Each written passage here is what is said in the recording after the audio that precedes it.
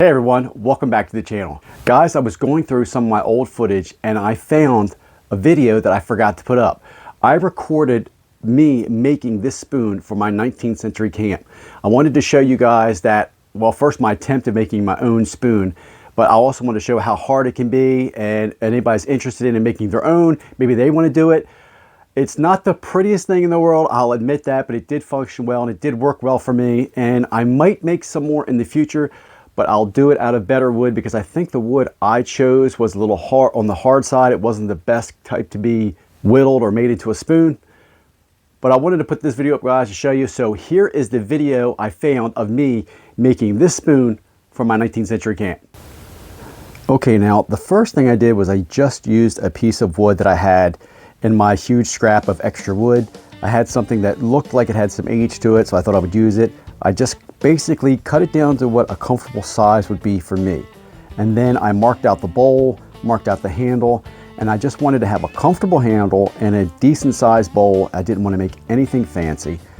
I think this wood is the wrong type of wood. I should have used something a lot softer. And probably in the future, if I do this again, I'm going to just use something like a stick or something out of a stump. And then next up, what I did was I started to go a little bit tighter on everything. I started to shape things around because the first time I did it, I got cramps in my hand and I had to take a break. After a couple breaks, I realized I should just do it in sections. So the second section here, like this, is me whittling it down with an actual utensil that's made to make the bowl. It's made to make that scooping thing. And it was just constantly just repeating, and getting that scoop to come out.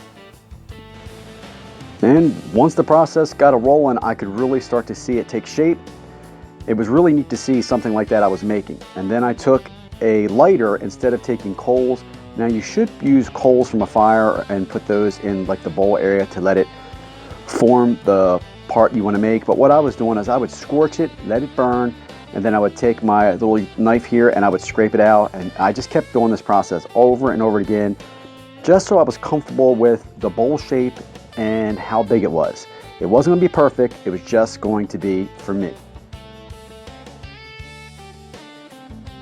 Now the next step you have to take after doing something like this out of wood is you've got to make it safe to use, because there's still bacteria and all kinds of things in the wood you can't see. So they recommend that you boil the wood for an extended period of time. So I just took it outside, got out my trusty kit, put it in there, and I just boiled it. Now, because of the size of the spoon, I could only do like basically 2/3 at a time. So I just treated it half and half and put it in there. And once I got the water temped up to a full boil, I didn't put it in and let it get to a boil. I put it in once it was boiling. And then once it reached a full boil, I just left it in. I think I left it in 10 or 15 minutes. I'm not quite sure, but it was somewhere around that range. And that is supposed to kill all the bacteria inside of it and then makes it safe for you to use once you seal it. And looking at my phone here, I think it was around, 15 minutes. I did 15 minutes each half, so I knew it was safe.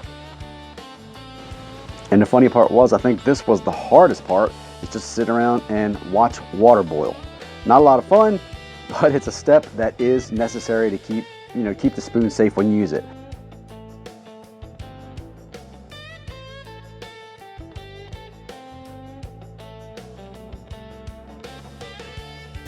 And it was nice to see that after boiling, it got this kind of teak way about it. It was really making the spoon look, well, like a spoon.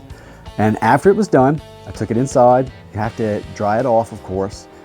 I dried it off, maybe let it sit there about a minute or so, which was enough for me. Then I tapped it dry. And then the next thing they say is to seal it with an animal fat.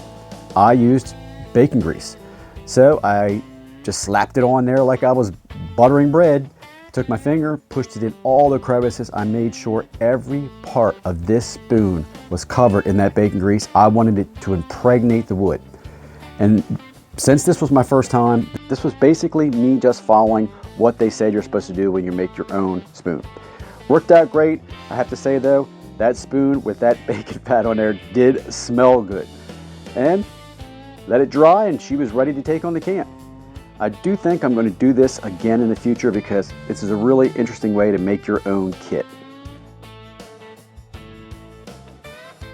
So there's everything, guys. You know, It did work well at the camp. I found that on mine, I needed the bowl a little bigger, and because I made this part too big, I had to eat it from the side, but it did function and work well, and it was really cool to have a piece of gear like this that I made for myself, because I tried to make that camp as authentic as I could financially. Now, there are a couple things I had to use that are just modern stuff, but I made them that looked from the 19th century, because honestly, it'd be really expensive if you went and purchased a lot of that gear. But I made my own utensil, and I plan on doing more of this in the future. I'll talk to you guys later. Bye for now.